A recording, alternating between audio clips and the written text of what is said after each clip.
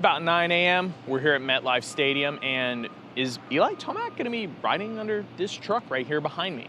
Welcome back to Vital MX. I'm your host, Michael Lindsay, and as always, any of our news break features are brought to you by our fine friends at 6D. Check out the new ATR 3 helmet now with the third generation ODS omnidirectional system. Basically, the helmet company that brought rotational energy to the forefront of motocross riders' minds is back at it again with their latest. Check it out at 6dhelmets.com. And yes, Tomac, Ducati, this is a very serious conversation. But how the heck did we get here? Let's start with the Monster Energy Yamaha Star Racing team. Tomac initially was announced at the beginning of this year as being on his final full pro racing season. But again, note that we've been joking about the term full pro racing season, leaving that door open for another Supercross only, maybe SMX only deal. Well, things have changed a little bit. Everything points to Eli requesting a 2-year contract. We don't know if that's full year. We lean towards it being an SMX, WSX deal of some sort. But he is looking at going longer. And this may come as a shock to people who have been like, well, he's been talking about 1-year deals pretty much since he went to Yamaha. Yes, that is true. But this kind of comes back to a conversation I had with Eli at A1 this year. Sadly, a Lost Archives piece. Wonderful microphones did not turn on. Basically, I presented Eli with, hey, are you sick of everybody saying final, coming up to you about your final season yet? Because I think I was the last person to interview him on press day. And he laughed and said, yeah, I was getting a little old already. And I told him, man, it was a lot more fun when there wasn't labels on it. It was one more year at a time. And he made a comment basically that, yes, it gets harder to walk away every year. And I joked, well, yeah, if you're doing well, I'm going to see you here next year. I'm going to see you at A1 2026. And he laughed and shook his head and goes, yeah. And I said, if you're doing well then, I'll probably see you the year after. And he just kind of chuckled and said, and just kind of nodded to it. Yeah, the man is still interested in racing. He is performing at the highest level. And if you look at where he was before he got hurt this year, yeah, why would you step away? So naturally, people be like, why is he not just going to stay with Yamaha? Well, they kind of had other plans based on him continuously saying that he would probably be done soon. Succession plans. They've just re-upped Cooper Webb. It hasn't been announced yet, but they have put him on a new 2 or 3 year deal. They've raised his salary because he took a huge pay cut when he came from Red Bull KTM. I mean, same for Eli. Eli took a big pay cut when he came from Monster Energy Kawasaki because Yamaha has a finite budget. The Star Racing program, a lot of people just think, oh, Bobby will throw any money at it needed. Well, the 450 program is still owned and run by Yamaha. We talk about this a lot. The 250 team is owned by Star Racing, by Brad Hoffman, by Bobby Reagan. The 450 program is owned by Yamaha, but they contract the Star Racing Group to manage it for them. Still Yamaha's budget, still Yamaha's money. Yamaha collects the money from Monster, from Progressive, from Yamalube, from all these entities, and comes up with a budget that they are allowed to spend. So again, finite amount of budget here. Cooper Webb has signed for more money, long-term deal. Justin Cooper is in the middle of getting a new deal, either got done last week or will be done soon. He'll get a bit of a pay bump because he's been over there for, from what we understand, pretty low amount at the moment just to get his foot in the door in a 450 program. And then there is still the Hayden Deegan thing and the waiting in the wings. Deegan could be on a 450 as early as pro motocross next year, if not for sure the year after. This puts them in a situation where they cannot afford to run all those guys plus Tomac. And before anybody wants to bring the whole Christian Craig part in the conversation, because I've already seen it on social media, Craig is paid by the 250 team. That has nothing to do with the 450 budget. Eliminate him from the conversation.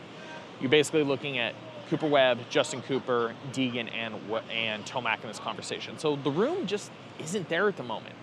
And it's just not plausible for them. If Tomac were maybe to do one more SX-only deal, maybe we'd have some plausibility, but he's looking for a longer-term deal. There's rumors about either more money or financial terms that are similar to what he has, but for Supercross only, we won't get into that. We don't know those details.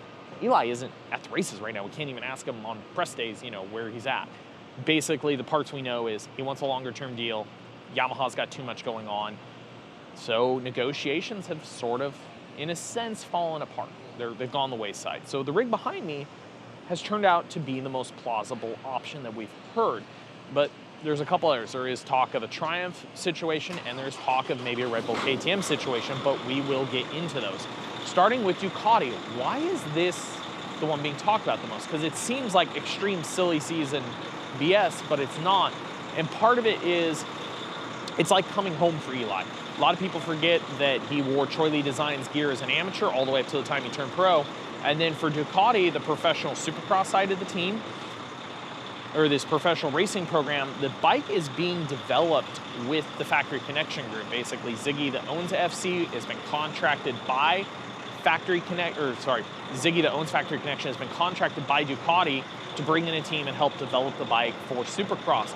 That's where Eli started his professional career and ended his amateur career. So there is a little bit of a coming home situation there between Eli, between working with Ziggy and the FC guys that could be attractive to him, because he probably has some feelings there that, hey, this could work. And the other crazy part is people might look, man, it's a first-year bike. Well, Carmichael went to Suzuki and rode a first-year RMZ 450 and won. Yes, a little different than Ducati, who's just making motocross bikes, but it's not unheard of is basically what I'm getting at. The other things, what about the gear deals? Well, I had a candid conversation with Troy personally back at A1 when they debuted the bike under this rig they've been taking to some of the races.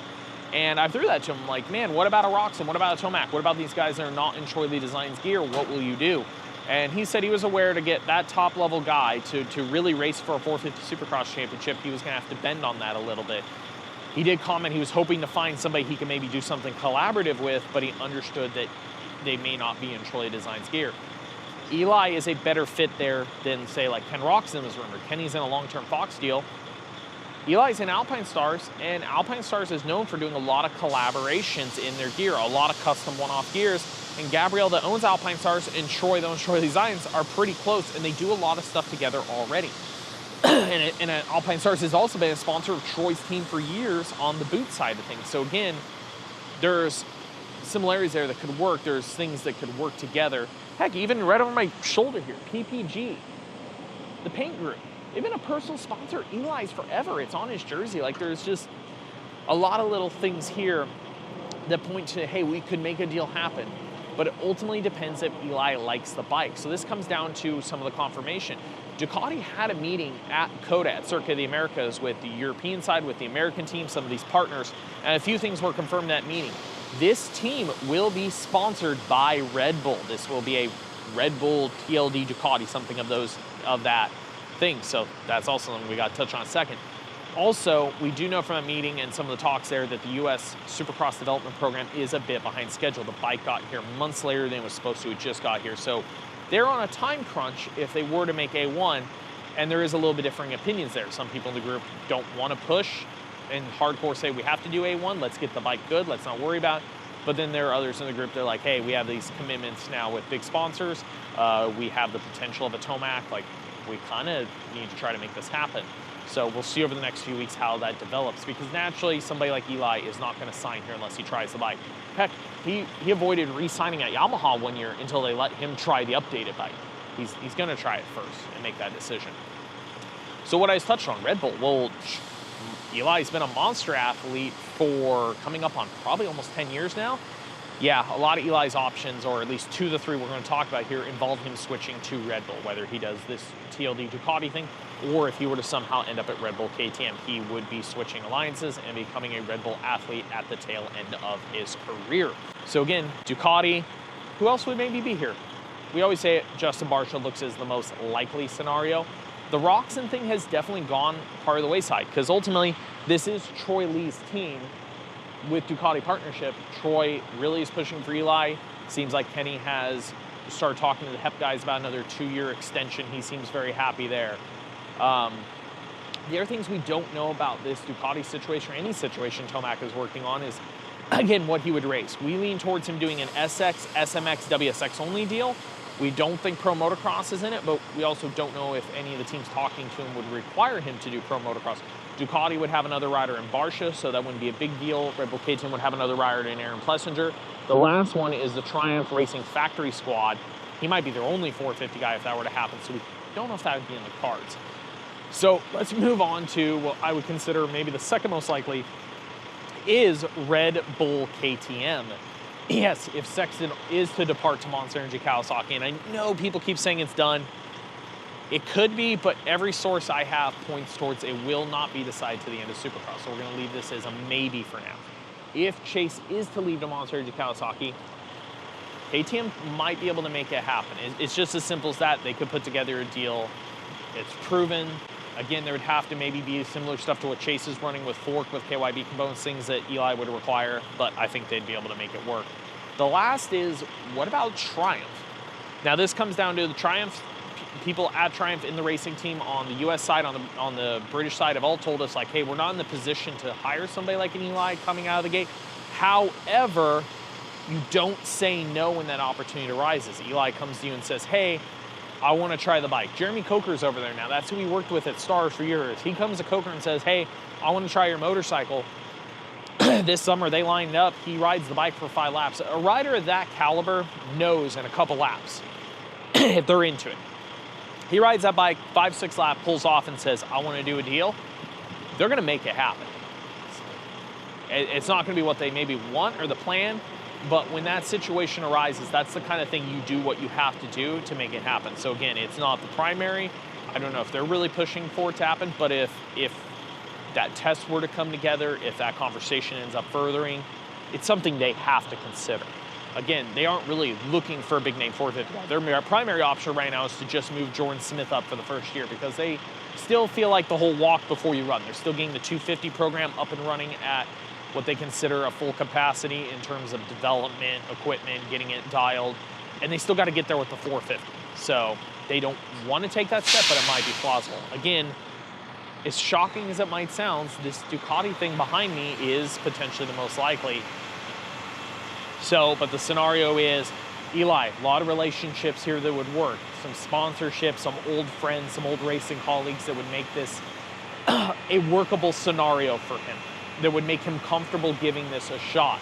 What are the negatives? A little bit of sponsorship conflicts, maybe. Like I said, definitely a Red Bull thing. Actually, I forgot to touch on it. The reason I said Triumph is that's the one scenario where I guess he could keep a Monster deal. However, Monster has also backed off individual athlete deals. They dropped Dylan Ferrandis and Joe Shimoda coming this year. If you look, all their deals in the motocross, supercross space in the US are all tied to their team deals. Their Monster, Kawasaki, their Star Racing, their PC, their Yamaha Star Racing 450.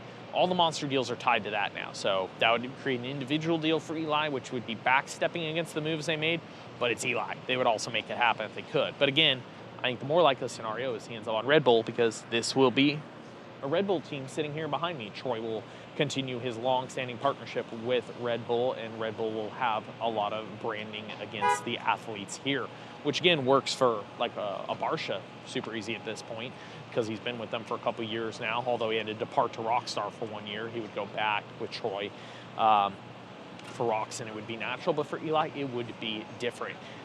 If you have any questions, any comments, any thoughts, throw them down in the comments section below. We know this is, for some people, this seems a little out of left field.